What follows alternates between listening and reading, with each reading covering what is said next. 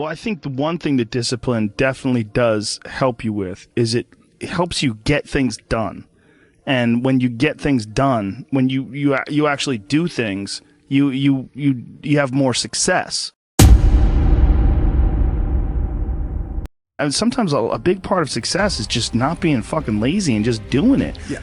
That's like 90% of it is just showing up. Get there and start working. Like, you're not going to feel perfect every day. If I only worked out when I felt good, I'd be a fat fuck. Because there's a lot of days I don't want to do it. It's pretty much the same with everybody that actually gets good at something. There's got to be those days you push through. And they're probably going to be more numerous than the days you don't. And so the benefit of discipline in my eyes has always been that through discipline, I get things done. I always say that I'm like the most lazy, disciplined person I know, because I don't want to do it. Yeah. But I always do.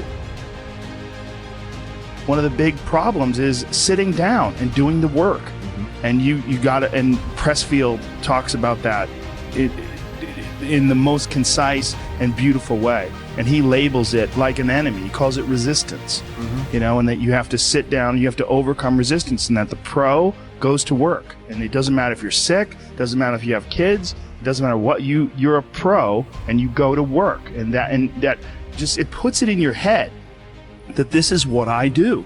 This is what, and you have pride in that. And then when you are in front of that keyboard and you look down at the count, it says, I got 1,000 words today. I put 1,000 words in. You're doing the work. Yeah. And out of that work, gems blossom. Yeah. Little things, but you might have a day where you just write nothing but dog shit. So what? Show up again tomorrow. And tomorrow out of that dog shit, a flower will emerge. You never know. And that's the only way to develop real, to really develop your potential 100% in anything, whether it's as an author or even as a martial artist. There's a lot of creativity in martial arts. To be a great striker, you have to be creative, because you have to develop patterns or execute patterns that aren't going to be perceived. This idea that life is hard, something you're supposed to shield from them, it's so silly. And, I've had this conversation with my friends because everybody that I know that's interesting had a fucked up life. But now we have kids, and the last thing we want is our kids to have a fucked up life. So we put our kids in these good schools, we live in these nice neighborhoods, everybody eats healthy, and there's no fucking domestic violence, and everybody seems, it's so different than all of our lives. And we were talking about it. Me and Brian Callen were actually talking about it. Look, we all had fucked up childhoods, and everybody we know had fucked up childhoods. And they're all interesting, but I don't want my kids to be boring, but I also want them to be safe. So it's like, how do you approach that? I mean, I think you get involved. This is what I've chosen to do, is get my kids involved in martial arts and give them the opportunity to pursue difficult things, and understanding that through pursuing these difficult things, like in accomplishing stuff, like you learn something about yourself. You learn that you have this ability inside of you to overcome. Get obsessed with life improvement. Find things that you enjoy doing that are difficult. Do them and get better at it. It seems so simplistic. It seems like a ridiculous, idealistic point of view, but it's effective. Well, you need some amount of pride and some amount of ego to get good at things in the first place, because it's such a counterintuitive notion, because you have to have a belief in yourself. You have to be able, like when you start out at jiu-jitsu, you're a white belt. Like, I remember being a white belt and being like, oh my God, I am fucking never going to get good at this. I'm going to suck forever. But to look at people who are better than you and know they had to have sucked at one point in time. Okay, there's somewhere along the end of this tunnel, there's got to be a light. I just got to keep going. Yeah. And that takes ego, and right? Ego, yeah, I was going to say, I mean, ego drives you to be successful, me to be successful. Ego is what's driving you. The problem is when you let ego go too far. Yeah. And everything takes balance. There's a dichotomy in everything. Every part of you has a dichotomy. You can get so into the physical aspects of things that you end up like doing a bunch of steroids and going crazy and ruining your health. Right? Yeah. That's not good. Right. The other end of the spectrum, you can sit around and play video games and turn into a... Bodybuilding is a great example of that, because when you start lifting weights, you're like, God, I'd like to be stronger. And you start getting a little bit bigger. You're like, oh, look at that. I got a muscle. Woo, this is cool. And then you keep going, and then you keep going. But some guys get so fucking crazy, they won't stop until they have 22-inch arms. And they want to have thighs that are so big, they have to walk like they've got a barrel in between their legs. And, and they just can't help it. They just take it to some completely unhealthy place. Yeah, that's rough. Yeah, well, it's just the nature of trying to get good at something. You got to recognize what's good and what is just fucking insane. For some people especially, they're just experiencing way too much pressure. And that pressure, a lot of times, it's just an imbalance in perspective. And some of it's, I was talking to this mom once. Her daughter does gymnastics with my daughter, and we were talking about kids killing themselves where she used to live.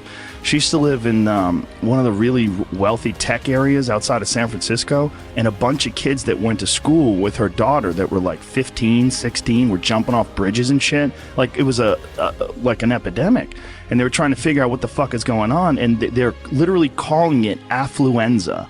That these affluent kids and their families are literally worth $1 billion. I mean, everybody's super rich, and they're having this insane pressure like before high school and in high school to be in Ivy League schools and to get 4.0s and all, and they're not having any fun, and they're not experiencing life, and they don't have any hope, and their parents are all on fucking pills, and they're just killing themselves. For some people out there that aren't feeling good, man, if you just fucking struggled more, you get over that struggle, you feel better. It sounds so simplistic, but I swear by it. I've felt shitty myself, and then forced myself to work out, and after I get out of there, I'm like, whoa, 100%. Fucking it's 100% guarantee. It's hard for people to break momentum too. Momentum that's good momentum, or momentum that's bad momentum. When I get on a good groove of working out all the time, I feel it. Like after I'm done working out, I'm like, yeah, I can't wait to get in there again. I can't wait to work out again. That's the good momentum. But then there's that bad momentum, like you get injured or something like that, and you can't do anything for a couple of weeks, and then to try to get that kickstart that motor up again, it's hard to get momentum. There's a lot of people that are eating shit food, and then by the end of the day, your body's in a crisis. Your body's just processing all this bullshit. And if you're eating a big, bullshit lunch filled with nonsense, like, your body's got to process all that stuff. And so at the end of the day, yeah, you're going to lose your willpower. So, like, when 5 o'clock, 6 o'clock rolls around, you're going to be tired. But if you have a healthy lunch and, you're properly fueled, and then you also have positive people in your life, everyone's motivated, by the end of the day, you're going to feel good. Whatever the fuck your thing is, just go and do it. Just force yourself to do it. And if you feel like shit because you ate lunch, then your lunch was, filled with bullshit, well then, hey dummy, don't eat shitty lunch tomorrow. Tomorrow try a nice salad. Try a salad with some salmon and see how you feel then. You're like, hey, I feel way better today at 6 o'clock. Duh. Now your decision making will be better. Like, people don't understand how significant it is. Like, all these little decisions, those are like that's the path for the rest of your existence on Earth. And if you decide to go to fucking Cheetos chocolate chip cookie route, you're just making a shit path. You're carving your fucking path through broken rocks and glass, and it's not the way to go. You know what else doesn't exist in a day-to-day life? A place where it's okay to be a man. It's actually okay to be a man. It's okay to have man thoughts. Like, everybody's so toned down and neutered.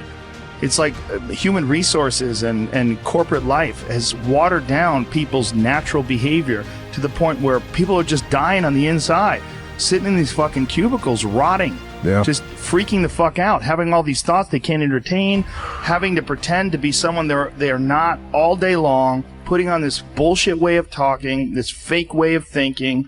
Everybody's got to subscribe to whatever fucking ridiculous policies their company wants to enforce.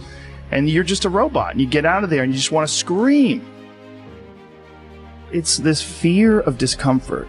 People have this extreme feeling in their mind when it comes to their associations with exercise. They want to avoid discomfort. They feel like any type of exercise is just like something to be avoided. That's not for me. Fuck that. I don't want to sweat. I don't want to strain. And a lot of times, this association that they have is about the beginnings of getting in shape. It's not about once you're actually fit. Because once you're actually fit, exercise is something you look forward to. It's an alleviation of stress. it feels great. Like if I can't get a workout in, I look at my schedule, I go, oh shit, I don't have any time for a workout, which means I'm not going to get that good feeling. And so instead of looking at it like, oh, I've got to go grunt and sweat, I'm thinking I'm not going to feel good. I'm not going to feel relaxed. I'm not going to feel carefree, and I'm not going to feel even appreciative. Like my appreciation of things, and it gets enhanced greatly after exercise. I just feel better. I feel like I can take things in for what they are, rather than, you know, whatever sensory data that I'm getting from any event is just one more distraction that gets in my way. And you know, that's a lot of times how I look at things if I'm overstressed or if I'm working too much. Like our bodies, for whatever reason, most people, their associations are to avoid anything that's uncomfortable.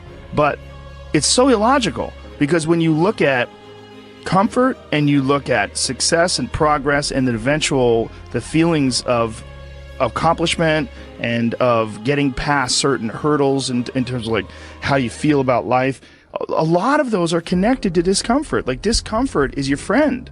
It really is. Like discomfort and not being happy and content with certain situations in life or certain feelings in life, they're massive motivators, and they're amazing at facilitating change.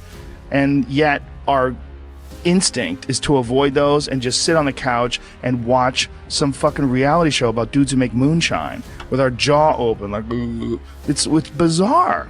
And for me, at least, when I get like really disciplined and really I get really consistent with my workouts, one of the things that I almost feel momentum. I feel like there's like a push behind me, like, all right, like after I get out of the gym, I have a really good workout. I'm like, yeah, now I'm doing it. I'm doing it all the time now. And I'm looking forward to the next time. And it makes that resistance much weaker, and it makes my motivation and my discipline much stronger.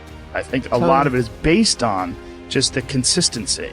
You know, it's one of the things that I talked about recently on the podcast. I said, you know, like blowing something off, it's not just not good. Like blowing off an exercise that you planned is not just bad for you physically, it's also bad mentally, because then that option is now available. The option to fuck off is available, and you did it before, and you're probably going to do it again, and you'll get mediocre results, not just in that aspect of your life, but maybe in all aspects of your life. Because I think that option to fuck off, when you embrace it, that is a pathway that you might choose when it comes to dealing with conflict in your personal life, dealing with business decisions, dealing with career decisions, like an uncomfortable decision that you might be faced with, where maybe you need to make a change as far as like what your pathway is in life, but you don't do it. Instead, you fuck off.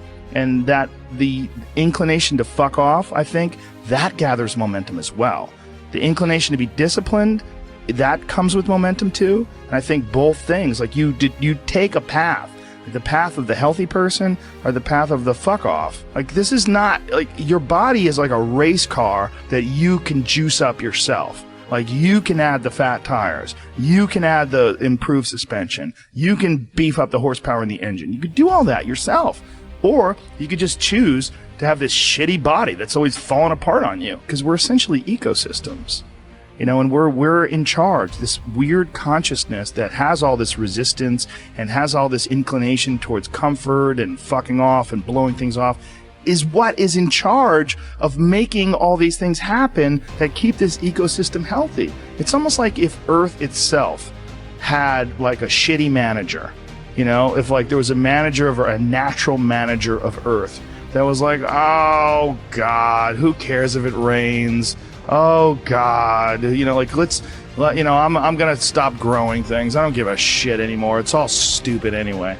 I mean, it's literally like the just blow it up. Yeah. Fuck it. Let's just kill all the life. It's all gonna die eventually. I mean, the sun only lasts 7 billion years. You see, that is the perspective a lot of people take with aging, where it's like, well, you're gonna die, you're gonna age, you can't stop aging, and it's like, yes, you're right, but that's not the point. The point is to age better.